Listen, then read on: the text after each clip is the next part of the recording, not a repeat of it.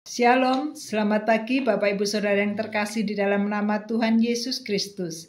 Mimbar Gemar Gereja Peniel Surabaya dan GSJA Anugerah Cabang Kemendung pada hari ini Rabu, tanggal 17 Juli 2024.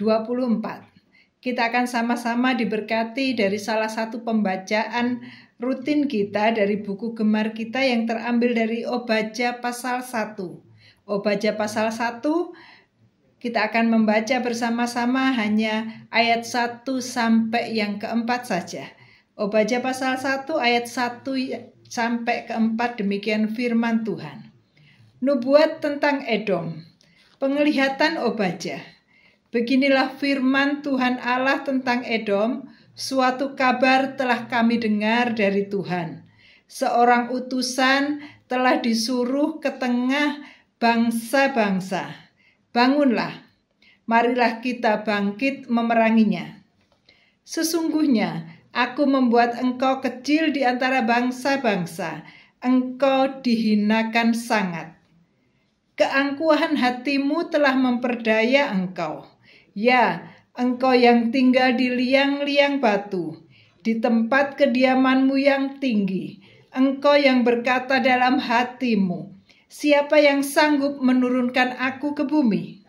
Sekalipun engkau terbang tinggi seperti burung Raja Wali, bahkan sekalipun sarangmu ditempatkan di antara bintang-bintang, dari sanalah aku akan menurunkan engkau. Demikianlah firman Tuhan. Bapak Ibu Saudara, Obaja adalah nabi untuk bangsa Yehuda yang bernubuat tentang hukuman Allah kepada bangsa Edom. Kenapa bangsa Edom dihukum Tuhan? Ayat yang ketiga dijelaskan bahwa keangkuhan hatimu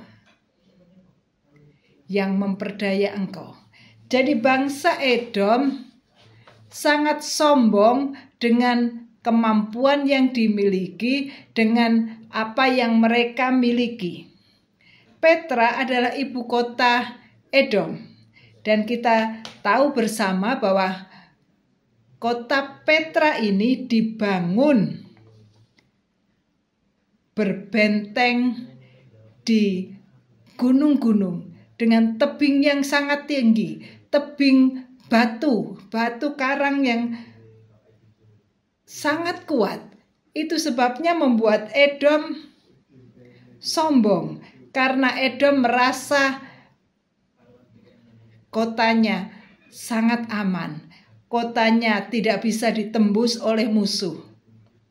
Dan di sini dikatakan ayat yang ketiga berkata, engkau yang tinggal di liang-liang batu, di tempat kediamanmu yang tinggi.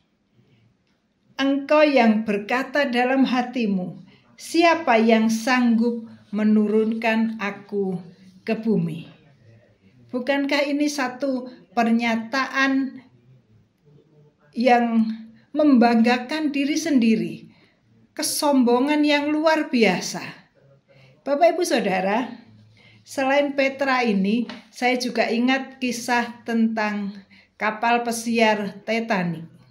Bagaimana pencipta kapal siar ini mengatakan tidak ada yang bisa menenggelamkan kapal ciptaannya.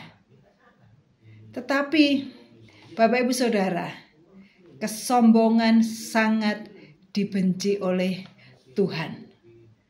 Dan Tuhan berkata ayat yang keempat, sekalipun engkau terbang tinggi seperti burung Raja Wali, bahkan sekalipun sarangmu ditempatkan di antara bintang-bintang, dari sanalah aku, Tuhan yang berfirman, aku akan menurunkan engkau.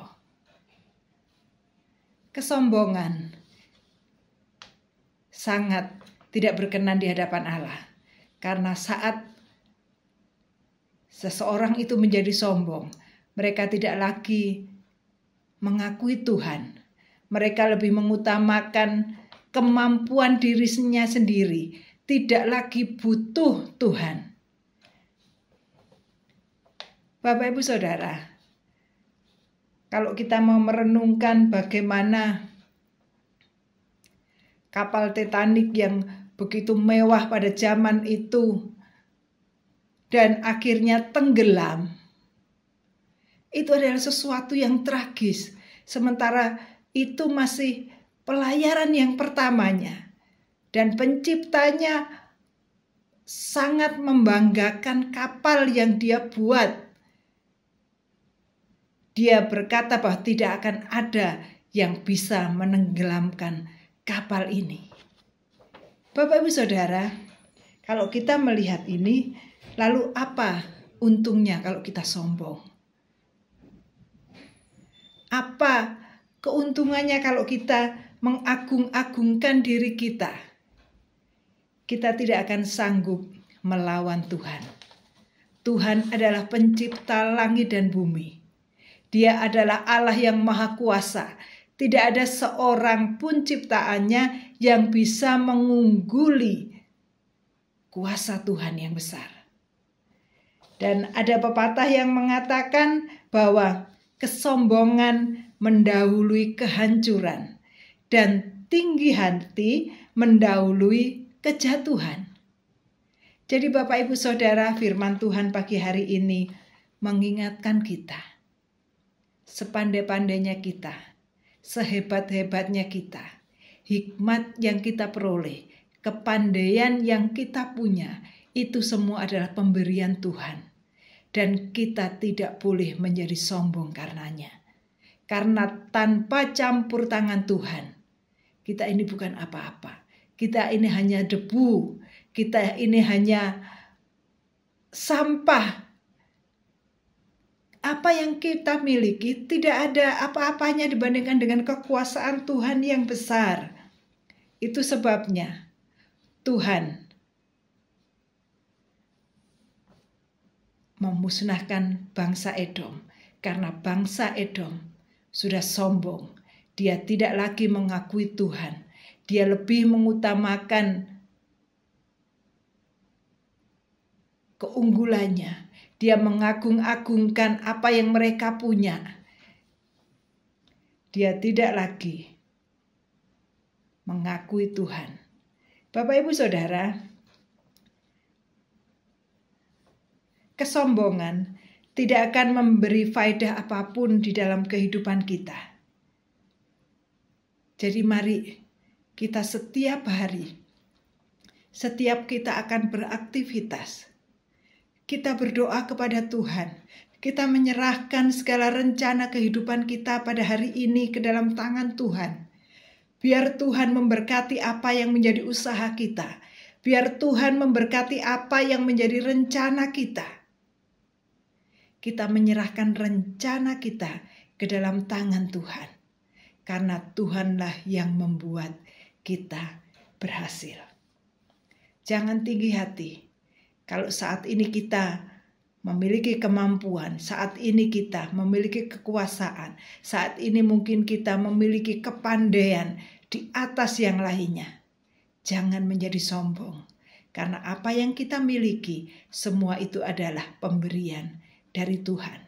Dan sudah selayaknya kita mengakui Tuhan dalam setiap keberhasilan yang kita capai. Apapun yang kita miliki saat ini, semuanya berkat daripada Tuhan. Mari ambil waktu setiap kita bangun tidur. Kita berseru kepada Tuhan, mengucap syukur kepada Tuhan, dan menyerahkan seluruh kendali hidup kita ke dalam tangan Tuhan saja. Sebagai ayat penutup, kita akan sama-sama baca dari Yesaya pasal 2 ayat yang ke-11. Yesaya pasal 2 ayat yang ke-11, demikian firman Tuhan. Manusia yang sombong akan direndahkan, dan orang yang angkuh akan ditundukkan. Dan hanya Tuhan sajalah yang maha tinggi pada hari itu. Saya ulangi lagi. Manusia yang sombong akan direndahkan, dan orang yang angkuh akan ditundukkan. Dan hanya Tuhan sajalah yang maha tinggi pada hari itu. Bapak Ibu Saudara yang terkasih, Mari kita selalu mengakui Tuhan dalam setiap langkah hidup kita. Pencapaian apapun yang kita peroleh saat ini, semuanya adalah karena Tuhan saja. Dan biarlah nama Tuhan yang ditinggikan. Kita biarlah menjadi kecil. Kita berada di belakang Tuhan. Dan nama Tuhan dimuliakan. Mari kita berdoa. Tuhan, kami mengucap syukur untuk kebenaran firman Tuhan pada pagi hari ini, mengingatkan kami supaya kami tidak menjadi sombong dengan apa yang kami miliki saat ini, dengan pencapaian-pencapaian yang kami telah peroleh saat ini. Itu semua bukan dari kemampuan kami, tetapi kami yakin dan percaya itu karena Tuhan. Tuhan yang membuat kami berhasil. Jadi biarlah apa yang kami miliki saat ini, apa yang telah kami capai saat ini, kami kembalikan untuk puji hormat bagi nama Tuhan. Terima kasih Tuhan. Ajar kami untuk tetap rendah hati. Tetap rendah hati. Karena semuanya berasal dari Tuhan saja. Terima kasih ya Tuhan. Haleluya. Amin. Bapak Ibu Saudara yang terkasih, selamat beraktivitas dan jangan lupa serahkan segala rencana kita, serahkan semua pekerjaan kita, aktivitas kita sepanjang hari ini ke dalam tangan Tuhan, dan Tuhan akan memberkati kita. Tuhan Yesus memberkati, dan salam bergemar.